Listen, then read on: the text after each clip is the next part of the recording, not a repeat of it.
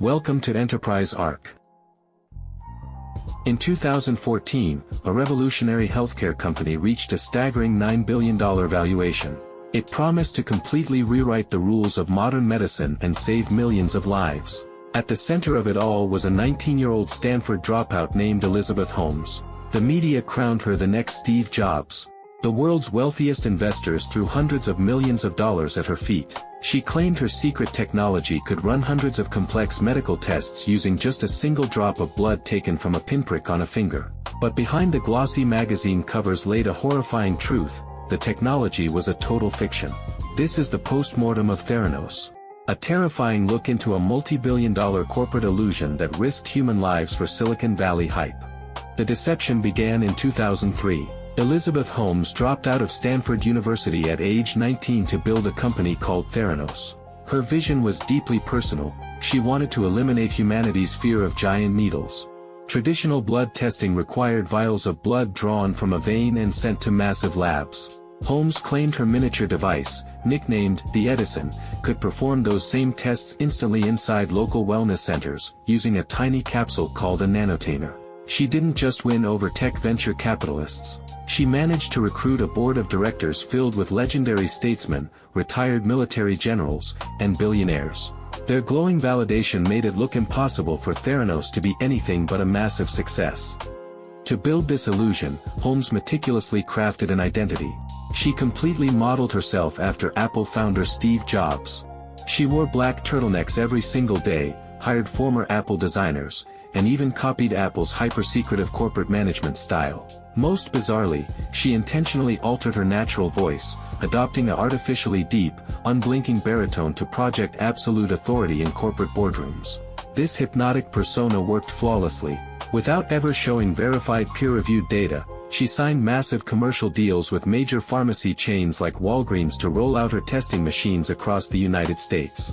But behind the closed doors of the Theranos laboratories, engineers were living in a nightmare.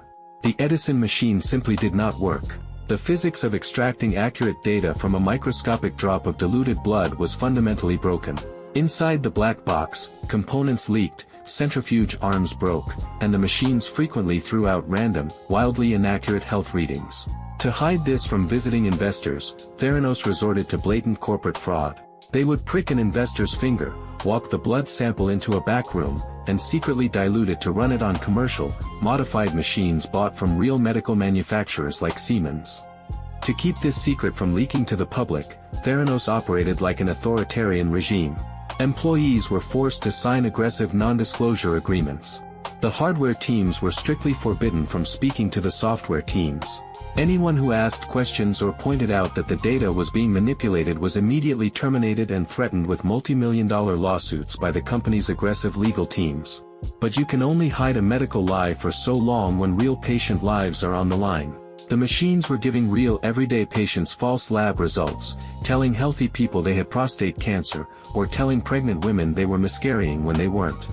The tipping point came in October 2015. Wall Street Journal investigative reporter John Carreiro received a tip from a brave young whistleblower inside the company. He published an explosive expose revealing that Theranos was not using its own technology for its tests. The fallout was catastrophic.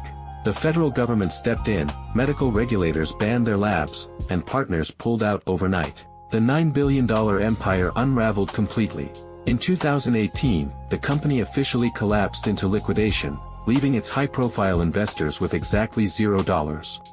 The final chapter of the Theranos deception wasn't written in a Silicon Valley boardroom, but in a federal courtroom. Elizabeth Holmes was convicted of multiple counts of wire fraud and conspiracy. In mid-2023, the woman who once stood on stage promising to change the world walked into a federal prison facility to begin serving an 11-year sentence.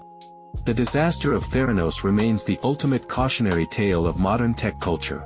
It proved that while you can fake it until you make it, when building a social media app, you can never fake it when dealing with human health. Because when arrogance replaces accuracy, the cost isn't just financial ruin, it's human lives.